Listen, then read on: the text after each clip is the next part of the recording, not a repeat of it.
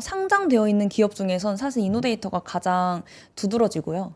근데 제가 조금 설명해드리고 싶은 게 스케일 AI가 사실상 거의 메타에 흡수합병됐다라고 생각을 해주시면 되거든요. 네. 제가 뒤에서 조금 더 이 장표를 가지고 왔는데 저는 이 부분이 굉장히 큰 이노데이터의 투자 포인트라고 생각을 하거든요.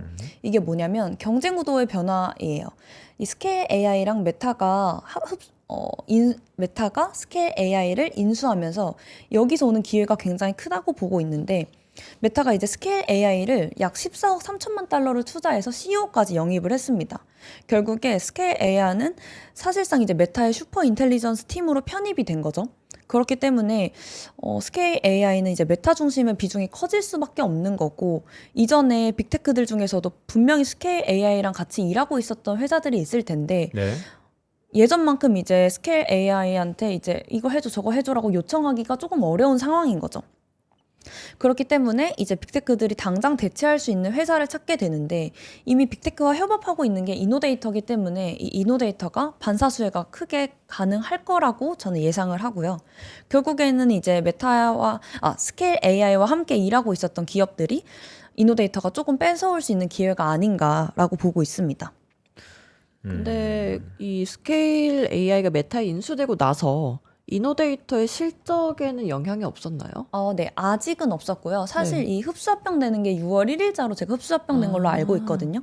그렇기 때문에 아마 7, 8, 9월 3분기에 이 반사수혜가 실적에서 예상이 가능할 것 같고 실제로 2분기 어닝콜에서 이제 한 애널리스트가 물어봤어요. CEO한테 뭐 스케일 AI랑 메타랑 이런 일 있었는데 그러면 이노데이터 수혜 가능한지라고 물어보니까 이 CEO가 굉장히 지금 좋은 협력 관계가 생기고 있고 지금 이야기하고 있는 것들이 있다. 하지만 구체적으로 이야기를 할 수는 없고 차차 이야기해주겠다라고 말을 했거든요. 네. 근데 이제 여기서 좀 주목해 볼 거는 뭐냐면 이 이노데이터의 CEO가 굉장히 보수적인 사람이에요. 그 실적 이야기할 때도 그렇고 뭐 CEO라고 말씀드리긴 어렵지만 이 이노데이터 경영진들 자체가 되게 보수적으로 이야기를 해주는데 이렇게까지 이야기를 한 거는 3분기 실적 잘 나올 거라고 저는 언지를 해줬다라고 생각을 하거든요. 그렇기 때문에 이 부분을 조금 더 보시면 좋지 않을까 생각을 하고 있습니다. 그러면 반사이익이 조만간 3분기 실적부터 반영될 가능성이 높다? 네, 맞습니다. 그래서 주가는 이미 많이 올랐지만 실적이 받침이 되면 네. 한 단계 레벨업 될 수 있다? 네, 맞습니다. 근데 스케일 AI가 결국 M&A가 됐던 것처럼 이노데이터도 향후 그리는 모습 중에 하나가 결국 메타라는 큰 기업이 비상장에 있는 이런 데이터 정제 업체, 라벨링 업체를 인수합병한 데는 이유가 있을 텐데 네. 그러면 다른 빅테크들이 이노데이터와 M&A 가능성은 없나요? M&A 가능성에 대해서는 이제 아직 언급된 거나 뭐 시장에서 이야기가 되는 거는 없는데요.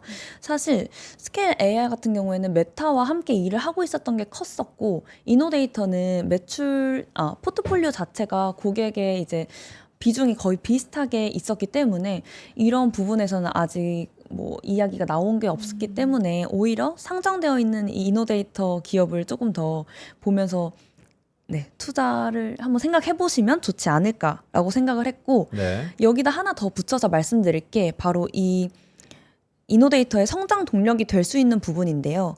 바로 지금까지는 제가 말씀드렸던 게 AI가 이제 답을 만들기 위해서 어떤 데이터가 필요하고 또 그 데이터가 어떻게 준비되는지를 말씀을 드렸는데 이제는 이 이노데이터는 로봇이랑 에이전틱 AI까지 지금 신경을 쓰고 있다라는 거죠.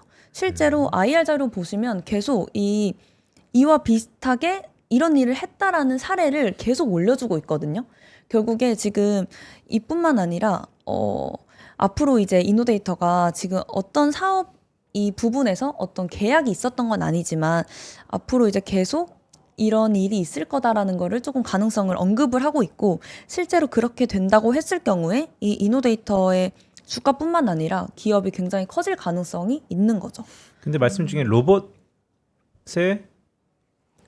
이노데이터? 그러면 좀 구체적으로 로봇의 어떤 거에 이노데이터가 쓰임을 당한다 그래야 되나? 아니면 네. 협업을 해야 된다나? 어떤 부분에 이노데이터가 좀 더 기질을 발휘할 수 있는 거예요? 네, 그것도 뭔가 제가 준비를 해봤는데 네. 이 이노데이터 같은 경우에 이노데이터가 아니라 우리가 로봇을 생각하면 굉장히 하드웨어가 먼저 떠오르지 않나요? 뭐 요즘에 휴머노이드 로봇도 이야기가 많고 하지만 결국에는 하드웨어가 가장 먼저 생각이 나잖아요. 네.